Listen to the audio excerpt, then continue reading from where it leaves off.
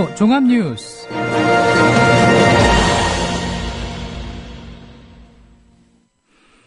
(2월 23일) 국민라디오 정오 종합뉴스입니다. 먼저 오늘의 주요 뉴스입니다.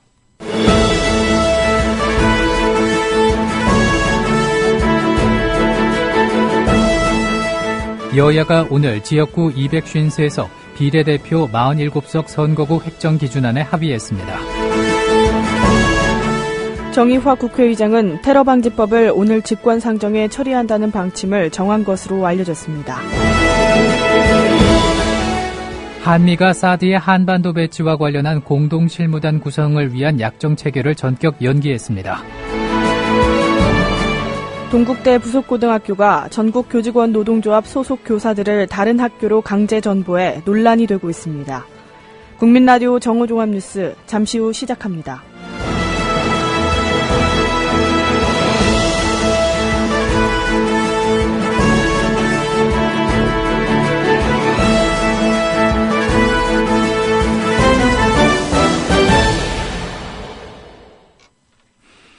여야가 오늘 지역구 253석, 비례대표 47석 선거구 획정 기준안에 합의했습니다.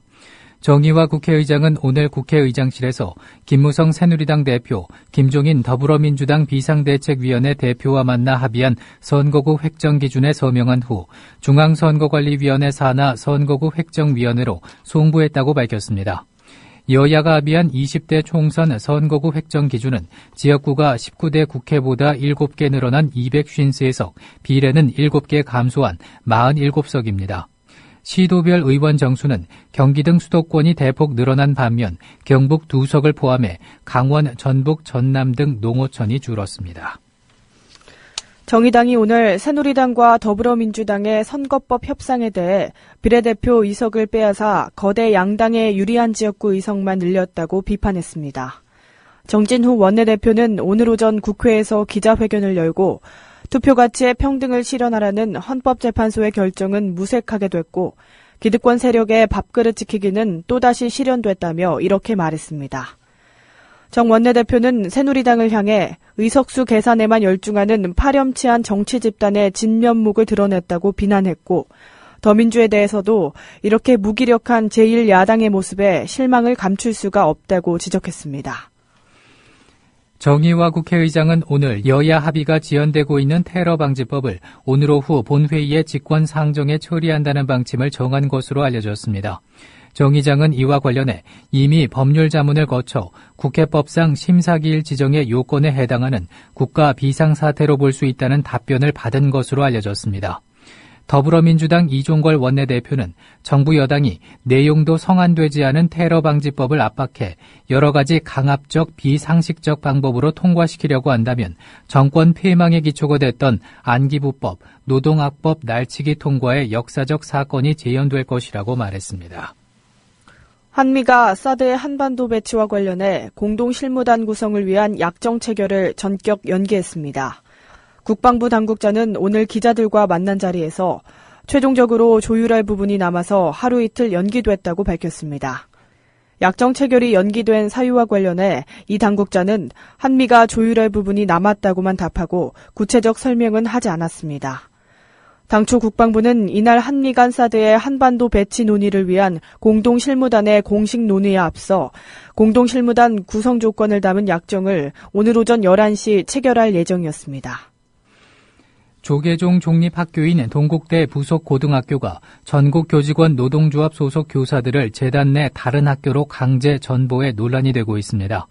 18일 전교조 서울지부 등에 따르면 학교법인 동국대학교 산하 동대부고가 뚜렷한 사유 없이 교사 2명을 재단 내의 다른 학교로 강제 전보해 해당 교사들이 강하게 반발하고 있습니다. 어제 뉴스K 도혜민 기자의 보도를 들어보시겠습니다. 동료 교사에게 세월호 추모글을 보낸 정모 교사는 지난 4일 학교 측으로부터 전보 통보를 받았습니다. 같은 학교에 재직 중인 김모 교사도 학교를 옮기라는 갑작스러운 통보를 받았습니다. 김 교사는 노동 문제를 다룬 드라마 송곳을 학생들에게 보여준 것이 전보 조치를 당한 이유라고 주장합니다. 두 교사는 전보가 부당한 조치라며 반발했습니다. 논란이 일자 서울시 교육청이 나섰습니다.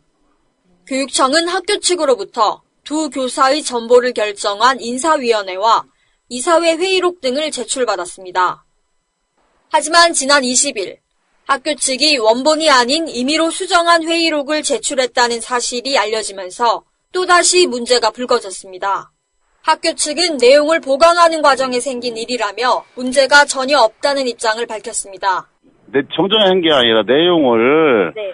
이제 새롭게 정리하다 보니까 한 줄인가 이렇게 해서 이제 새롭게 정정한 부분이 있는데 그거 갖고서 또 시비 거는 모양인데 정규조 측에서. 하지만 행정실장은 두 교사에게 전보 조치가 내려진 상황을 설명하면서 학교장이 드라마 송곳을 강성노조 투쟁으로 세월호 추모글을 정치적 선동으로 규정지었다고 전했습니다. 이게 뭐냐, 문을 살짝 열고, 왜 이런 강성노조 투쟁을 보여주느냐. 내일 모레 4.16 1주년 되는데 광화문에서 집회가 있는데 시간 되시는 선생님들은 참석했으면 좋겠다. 이런 내용을 이제 교장, 교감 빼고 전 직원한테 다 보낸 거라. 왜 이런 메일을 다 허락 없이 정치적 선동을 하느냐. 서울시교육청 직무감사실 담당자는 동대부고에 대한 자료를 오늘에서야 넘겨받았다며 감사 여부는 수요일 무렵 결정될 것이라고 답했습니다. 국민TV 뉴스 도혜민입니다. 다음 소식입니다. 대학 등록금을 낼 때 신입생은 입학금이라는 걸 따로 냅니다. 학교에 따라 100만 원이 넘는 경우도 있는데 큰 부담이 아닐 수 없습니다. 그런데 대학들이 뚜렷한 근거도 없이 입학금을 걷고 있다는 비판이 나오고 있습니다. 어제 뉴스K 김지혜 기자의 보도입니다. 대학 신입생 입학금의 산정 기준과 사용 내역이 불투명한 것으로 확인됐습니다. 청년참여연대는 오늘 오후 전국 대학 가운데 가장 많은 입학금을 받는 서울 고려대학교 앞에서 기자회견을 열고 대학 입학금 정보공개 청구 결과를 발표했습니다. 정보공개 청구 대상은 입학금이 가장 많은 상위 23개 사립대와 국공립대 9개 등 총 34개 대학. 법적으로 공개 대상임에도 불구하고 건국대와 고려대 등 6개 대학이 관련 자료의 공개를 거부했습니다. 정보를 공개한 28개 대학 역시 입학금 산정 기준과 사용처를 분명하게 밝히지 못했습니다. 특히 홍익대학교는 입학비가 입학부터 졸업 이후에까지 홍대생으로 누리는 포괄적인 이익에 상응하는 대가라며 실제 입학 과정에 필요한 금액을 기준으로 산정되지 않는다고 밝혔습니다. 홍대의 설명에 따르면 입학금은 대학의 간판을 취득하기 위해 지불하는 대가란 뜻입니다. 입학금이 어디에 어떻게 쓰이는지도 알 수 없었습니다. 대다수 대학들이 입학금의 회계를 따로 관리하고 있지 않기 때문입니다. 28개 학교 중 20개 학교가 입학금 회계를 별도로 관리하고 있지 않다는 이유로 정보 부존재를 통지했습니다. 이대 대학은 입학금을 입학 실비뿐만 아닌 다양한 용도, 예를 들어서 교직원 인건비, 학생 복리비, 시설비, 장학금 등 학교 운영 전반에 사용하고 있다는 것입니다. 입학금이 이렇게 자의적으로 산정, 사용될 수 있는 이유는 등록금과 관련된 법에 명확한 규정이 없기 때문입니다.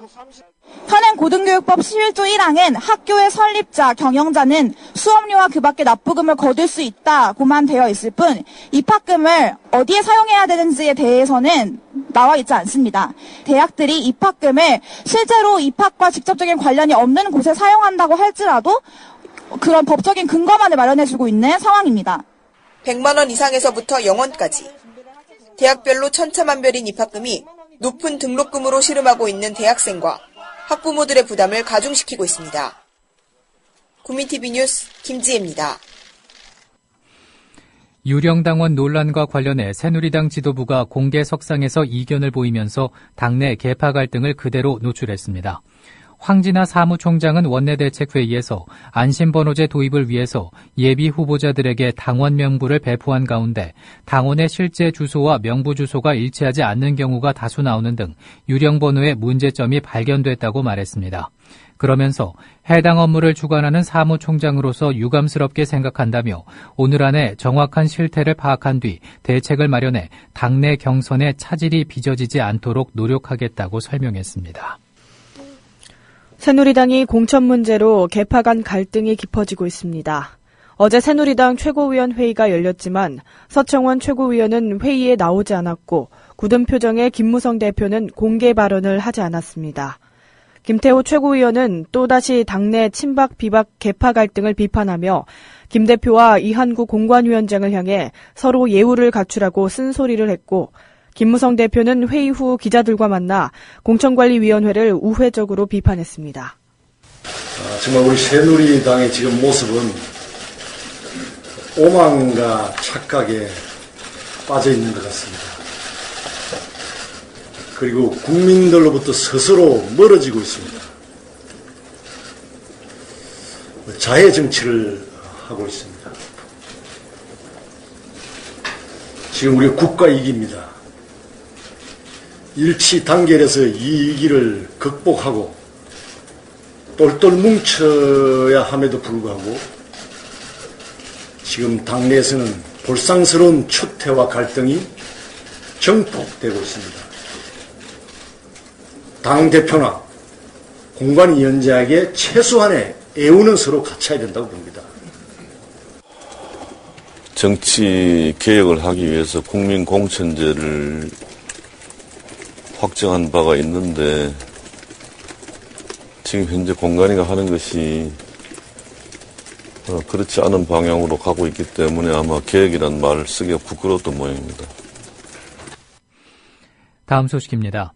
환경단체가 20대 총선을 앞두고 정당과 후보자에게 바라는 환경정책을 발표했습니다. 환경운동연합은 오늘 기자회견을 열고 국민의 요구를 담아 선정한 7개 분야 21개 환경정책을 제안했습니다. 참가자들은 신규 원전 건설을 중단하고 오래된 원전을 폐쇄해야 하며 4대강 사업을 재평가해 제2의 4대강 사업을 막아야 한다고 주장했습니다. 환경연합은 앞으로 20대 총선 후보자를 대상으로 환경정책에 대해 공개 질의한 뒤 유권자들에게 이에 대한 정보를 제공할 예정입니다. 날씨입니다. 오늘은 전국이 대체로 맑겠으나 강원 영동과 경상남북도 동해안은 눈 또는 비가 오다가 오후에 점차 그치겠습니다. 정오종합 뉴스를 마칩니다. 지금까지 제작 이정일, 진행의 정승조 김일아였습니다. 국민라디오